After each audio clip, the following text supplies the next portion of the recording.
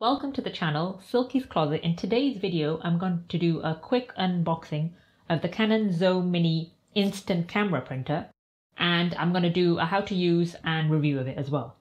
So with this camera, you can take pictures and instantly print with the printing paper in the camera. And you can also download the app, and it's compatible with iPhone and Samsung as well.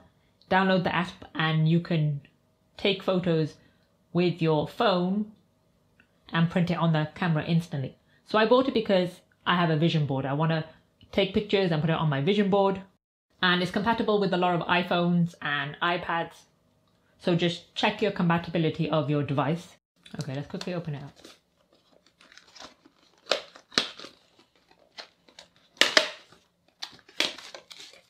So it comes with a little bit of photo paper. A special paper, you don't need to use ink. A quick instructional of how to use it. Warranty papers, cable, a little tag that you put on the camera to hold it. I attached the wrist strap. You slide it open like this and put the paper in the back.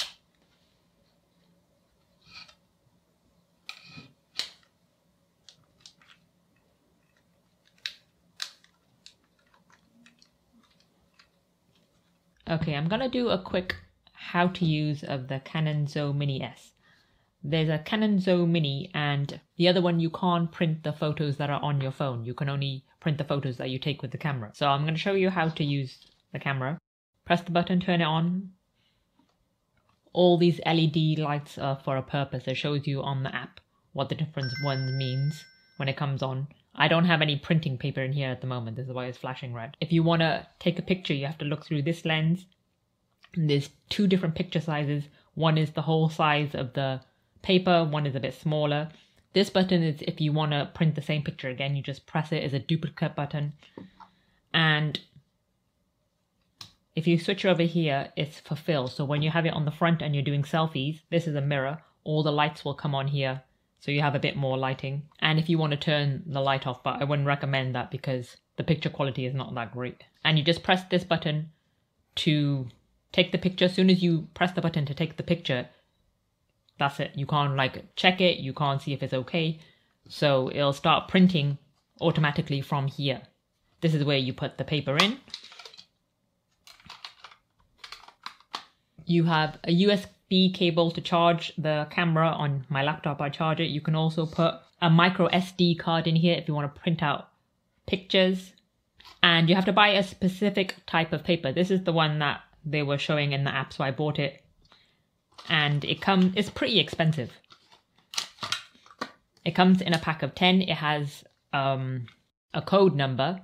So you put this in downwards, it prints out the code one first, and then you only have 10 pictures. And they're sticky back pictures, so you can stick them. Alright, so as soon as you turn on the camera, it'll connect with the app. You have to download the app, and you can use the app. You can do different funky things with it. Have stickers, do collages and print them out. Print out things from your Instagram or your social medias or your camera roll. You can do a bunch of different things with it. Use it to learn about the camera and connect the camera and everything. So it's pretty easy to use the app, as all apps generally are nowadays. I'm going to talk about the pros and the cons of this camera. Okay, the pros are, firstly, I specifically bought the camera because I wanted to use it for my vision board for my work, because you can instantly print the photos. So that's a cool concept because we all have our phones, we're taking pictures, but we don't really have hard copies of our photos anymore. So if anything goes wrong with the cards and the discs and whatever, then all your photos are gone. So it's kind of cool that you can print them instantly, but I was using it specifically for work, for my vision board, and taking pictures of stuff to do with work that I needed. It's a good concept because we don't really print photos anymore. So you can have the instant photo, you can give them. It's like kind of a girly type of product for a younger generation. Probably they can take photos together doing selfies, and even for professional settings, it's quite cool, something to do, a bit of a novelty item. It has a mirror on the front as well, so you can see yourself when you're taking the photos. And also we used it with our family. My mum doesn't really use the smartphone, so she can't really print out the photos. So when we've been taking them of the kids, we're giving them to my mum.